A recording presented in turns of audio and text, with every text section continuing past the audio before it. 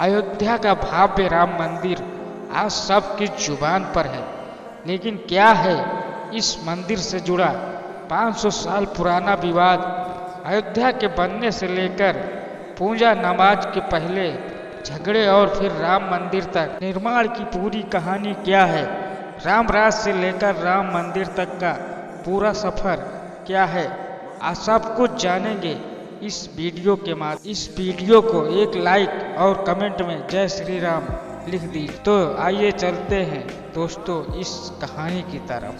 अथर्ववेद में अयोध्या का जिक्र किया गया है। इसका मतलब है 8 चक्रधार महल और 9 द्वारों वाली अयोध्या देवपुरी है। उसमें प्रकाश वाला कोष है जो आनंद से और प्रकाश से भरा है। इस मंत्र से यह पता चलता है कि अथर्ववेद के काल में भी अयोध्या न सिर्फ बसी हुई थी बल्कि काफी संपन्न। वेद पुराण उपनिषद और वाल्मीकि रामायण में अयोध्या का जिक्र तो है, लेकिन इन ग्रंथों के आधार पर अयोध्या की उम्र कैलकुलेट करना असंभव ही लगता है। इतिहासकार A.L.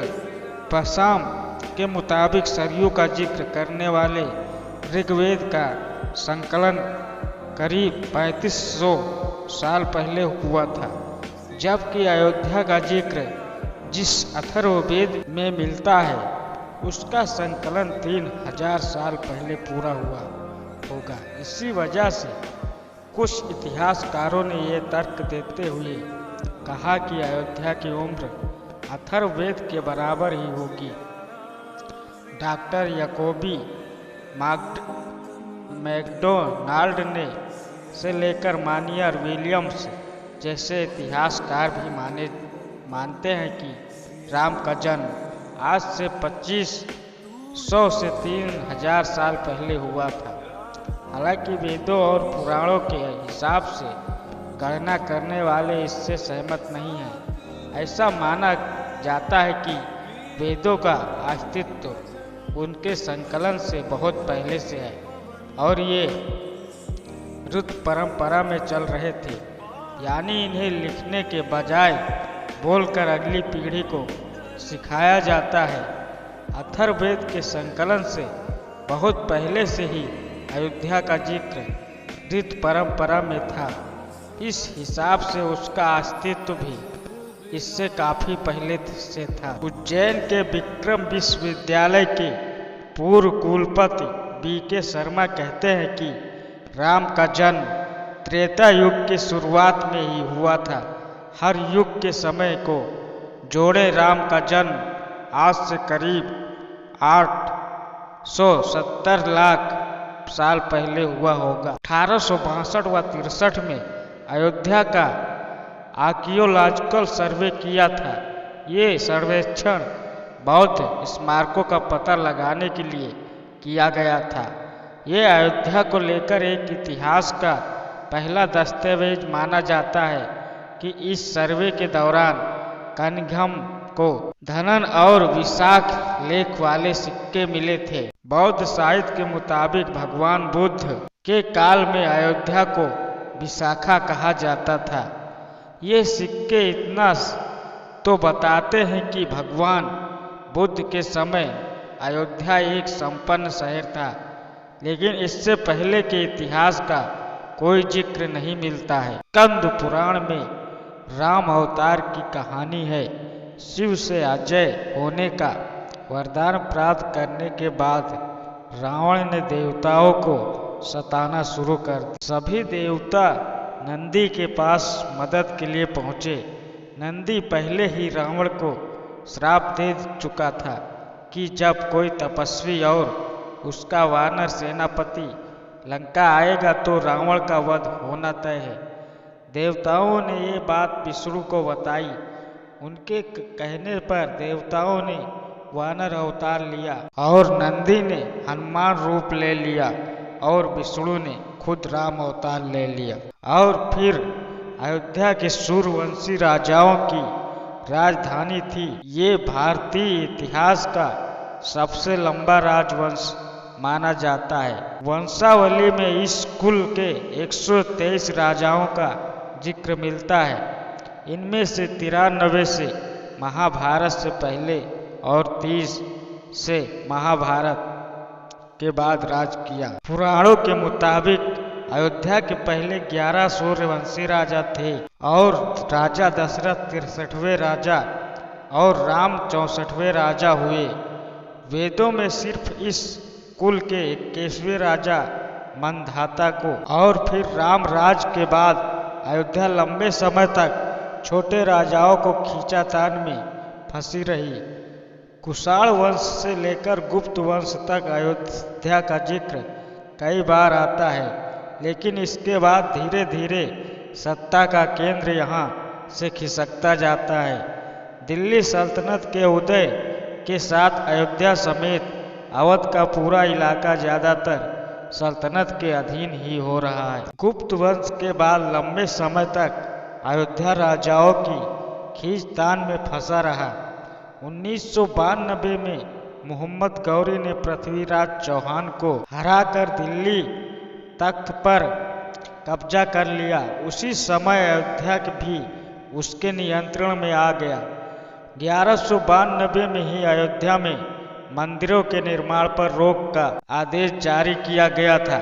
हालांकि इस रोक के बावजूद यहाँ मंदिर बनाने के दस्तावेज मिलते रहे। 1199 में इलाहाबाद जिले के ठाकुर कुंदन पाल श्रीवास्तव ने नवग्रह मंदिर बनवाया और 1245 में ही एक अलग ठाकुर श्रीवास्तव ने सिद्धेश्वर मंदिर बनवाया। 1528 में जाने माने फकीर फजल कलंदर के कहने पर बाबर ने अपने सिपाही सलाहकार को और बाकी को हुक्म दिया कि राम जन्म स्थान मंदिर को तोड़कर मस्जिद बनाई जाए। 17 दिनों तक हिंदुओं से लड़ने के बाद भी और बाकी मंदिर में घुस पाया, लेकिन वहां से मूर्तियां अदृश्य हो चुकी। बाकी ने बाबर के आदेश पर मंदिर की ही सामग्री से मस्जिद बनाई। ये बात मस्जिद के दीवार पर खुद दी हुई थी। 1784 में फ्रांसिस बुकानन ईस्ट इंडिया और बतौर मेडिकल अफसर भारत आया था। उसने अयोध्या का भी सर्वे किया था। अपनी रिपोर्ट में उसने मस्जिद का जिक्र किया है। उसने लिखा, हिंदुओं का मानना है कि मंदिर को औरंगजेब ने तोड़वाया था। यहाँ की मस्जिद बहुत ही मॉडर्न है और उस पर लिखा है कि इसे बाबर ने बनवाया था। इस विरोधाभासी रिपोर्ट की वजह से मस्जिद को बाबरी मस्जिद कहा जाने लगा। मंदिर टूटने का पहला जिक्र बुकानन की 47 साल पहले 1767 में टियामूल के टेफनेयर ने किया था। थैलर ने भारत में 22 प्रांतों का दौरा किया और उन्होंने लिखा, जिसमें अयोध्या भी शामिल है। अयोध्या और फैजाबाद में 6 साल बिताने के बाद वृत्तांत लिखा, उसमें मंदिर टूटने और औरंगजेब द्वारा मस्जिद बनवाने का जिक्र है। यहाँ में मंदिर तोड़कर मस्जिद जरूर बनाई गई, लेकिन ये किस समय हुआ और किसके आदेश पर हुआ, इस पर इतिहास कोई एक मत कायम नहीं कर पाता है। मस्जिद बनाने के करीब 300 साल बाद पहली बार अयोध्या में हिंदू मुस्लिम झगड़े शुरू होते हैं। 1855 में हनुमानगढ़ी पर मुस्लिम पक्ष ने दावा किया और नवंबर 1858 में निहंग बाबा फकीर सिंह खालसा के नेतृत्व में बाबरी ढांचे में घुसकर हवन पूजन किया गया। मस्जिद के दीवारों पर राम राम लिख दिया। राम मंदिर विवाद में यह पहला कानूनी दस्तावेज था। हालांकि चबूतरा बनाने की कहानी कुछ जगहों पर अलग अलग। 29 जनवरी 1885 को पहली बार मामला फैजाबाद डिस्ट्रिक्ट जज के पास पहुंचा। निर्मोही अखाड़े के रघुवर दास ने खुद को जन्म स्थान का महंत बताते हुए एक याचिका लगाई। याचिका में चबूतरे का राम जन्म स्थान बताते हुए भारत सरकार और मोहम्मद असगर के खिलाफ सिविल कोर्ट में मुकदमा दायर किया। मामले की सुनवाई कर रहे जज पंडित हरकिशन ने 24 दिसंबर 1825 को उनकी याचिका रद्द करते हुए लिखा कि चबूतरा और मस्जिद बिल्कुल अगल बगल है। चबूतरे पर मंदिर बनाने की अनुमति देना भविष्य में हिंदू और मुसलमानों के बीच दंगों की बुनियाद डालनी होगी। जज पंडित हरकिशन के फैसले के खिलाफ निर्मोही अखाड़े ने दोबारा अपील की। इस बार मामला डिस्ट्रिक्ट कोर्ट में तत्कालीन जिला जज कर्नल चैंपियर के पास पहुंचा। कर्नल चैंपियन ने मामले को समझने के लिए मस्जिद वाले इलाके का दौरा किया और 18 मार्च 1886 को उन्होंने भी याचिका खारिज कर दी। अपने फैसले में उन्होंने लिखा, मैंने अयोध्या कस्बे के बॉर्डर का बाबर की बनाई मस्जिद देखी है। अगर मस्जिद को इस स्थान पर बनाया गया है जो हिंदुओं को लिए पवित्र था तो ये बहुत ही दुर्भाग्यपूर्ण है, लेकिन ये बात 356 साल पुरानी है। अब समाधान करने के लिए बहुत देर हो चुकी। यूपी में 1948 में 13 सीटों पर उपचुनाव होने वाले थे। इसमें सबसे चर्चित सीट थी फैजाबाद की। यहाँ से समाजवादी नेता आचार्य नरेंद्र देव और कांग्रेस से बाबा रघुवंश दास आमने सामने थे। आचार्य नरेंद्र देव की मजबूत पकड़ थी देख कांग्रेस ने पहली बार राम नाम का सहारा लिया गया। बाबा रघुवंश दास ने ऐलान किया वो राम जन्मभूमि का विरोधियों से मुक्त कराएंगे। ये भी मैसेज देने की कोशिश की गई कि मंदिर मामले को सिर्फ कांग्रेस ही सुलझा सकती। और 23 दिसंबर 1949 को अयोध्या में एक नए विवाद ने फिर जन्म ले लिया।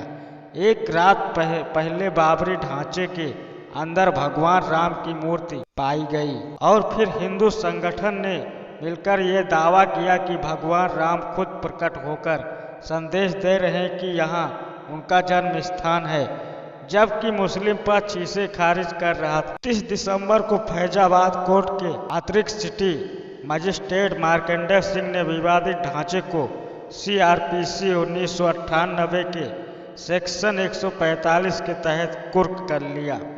परिसर के गेट पर ताला लगा दिया गया।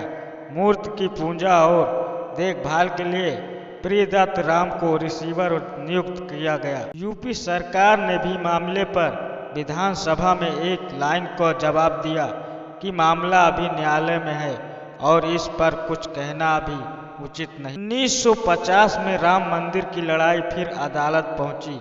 इस बार खास ये था कि पहली बार राम जन्म स्थान के मालिकाना हक को लेकर दो पक्षों ने याचिकाएं दायर। 1950 में ऑल इंडिया रामायण महासभा के जनरल सेक्रेटरी गोपाल सिंह विशारद ने फैजाबाद सिविल कोर्ट में याचिका दायर की। इसमें राम जन्मभूमि वाले स्थान पर पूजा पाठ करने की अनुमति मांगी गई। दिगंबर अखाड़ा के महंत रामचंद्र दास परमहंस ने भी पूजा पाठ के लिए याचिका दायर की। निर्मोही अखाड़े ने किया खुद को राम जन्म स्थान का प्रबंधक बताया। 1961 में सुन्नी वक्फ बोर्ड ने भी कोर्ट में ढांचे पर हक का दावा पेश कर दिया। जिला जज ने सुनवाई को आसान करने के लिए चारों याचिकाओं को एक कर। 1977 में जनता पार्टी ने जब गठबंधन सरकार बनाई तो कई मुद्दों ने तूल पकड़ा, लेकिन 3 साल में ही सरकार गिर गई और इंदिरा गांधी एक बार फिर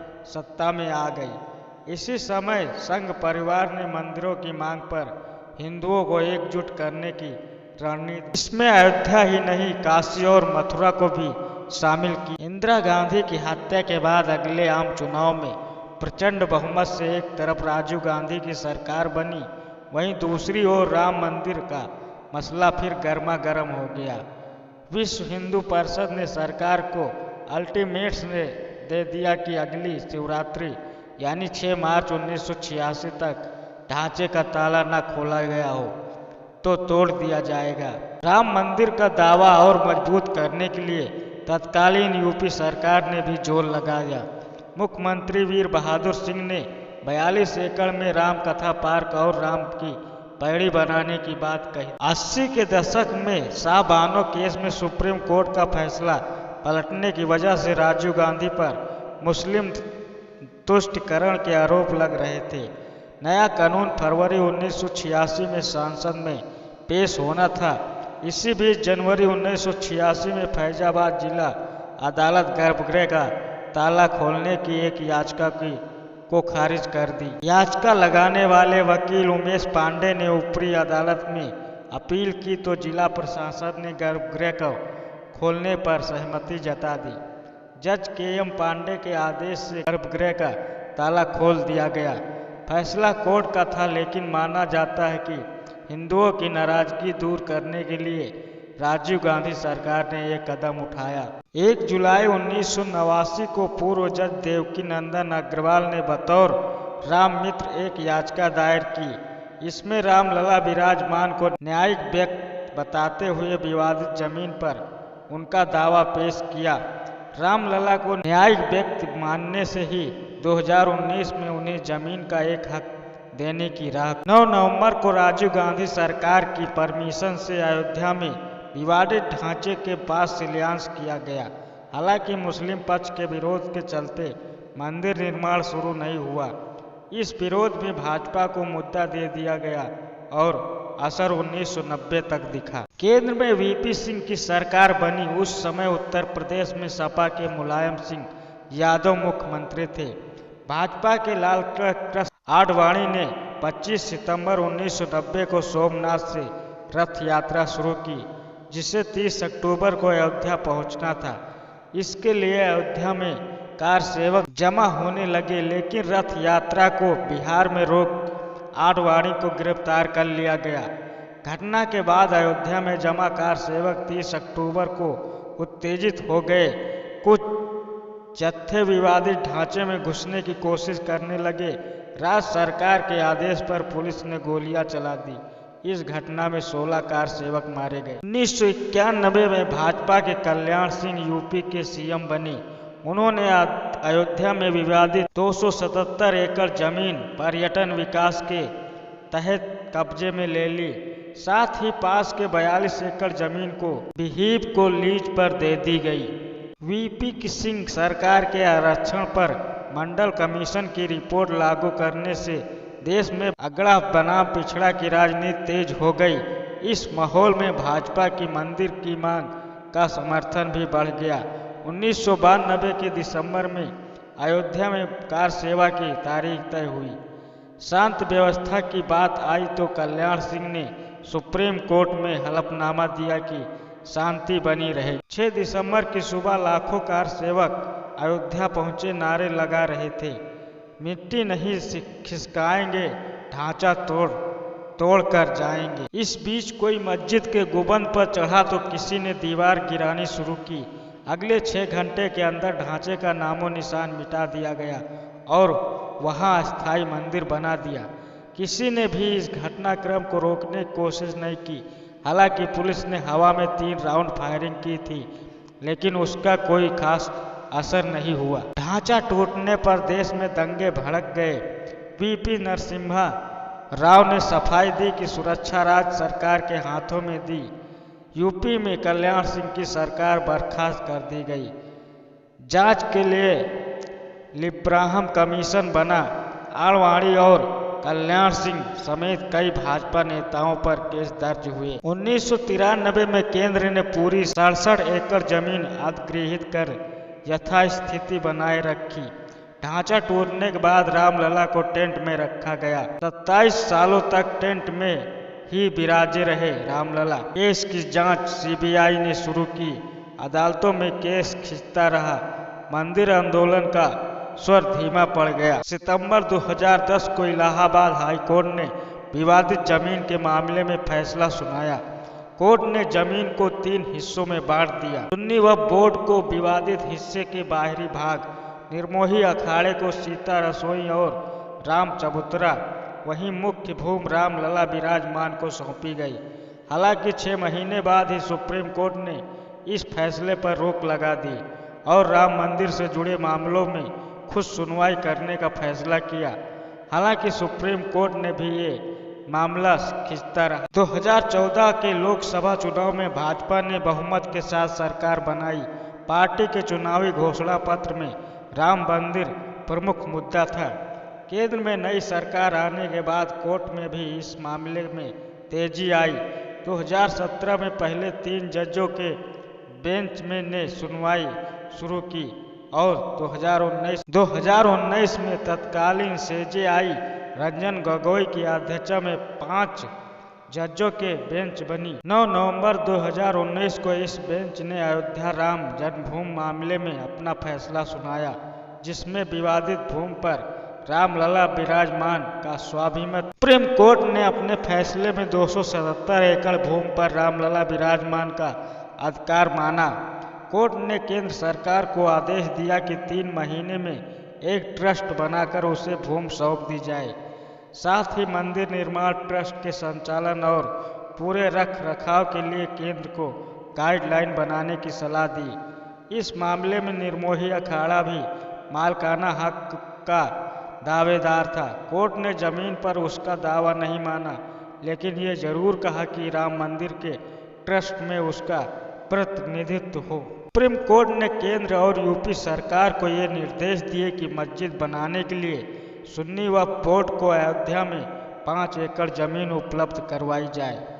अयोध्या जिले के धुन्नीपुर इलाके में सुन्नी वक्फ बोर्ड को ये 5 एकड़ जमीन सौंपी गई। ये मस्जिद निर्माण और रख रखाव के लिए सुन्नी वक्फ बोर्ड ने मई 2020 में Indo Islamic cultural foundation trust बनाया है। यहाँ मस्जिद के साथ साथ 300 बेड का हॉस्पिटल और कम्युनिटी किचन और इंडो इस्लामिक रिसर्च सेंटर बनाने की तैयारी है। फरवरी 2024 में मस्जिद निर्माण की प्रक्रिया आगे बढ़ेगी। 5 अगस्त 2020 को मंदिर का भूमि पूजन हुआ और 2020 में गर्भगृह बनकर तैयार है। 27 साल टेंट में विराजे रामलला को आखिरकार अपना भाव मंदिर मिल ही गया।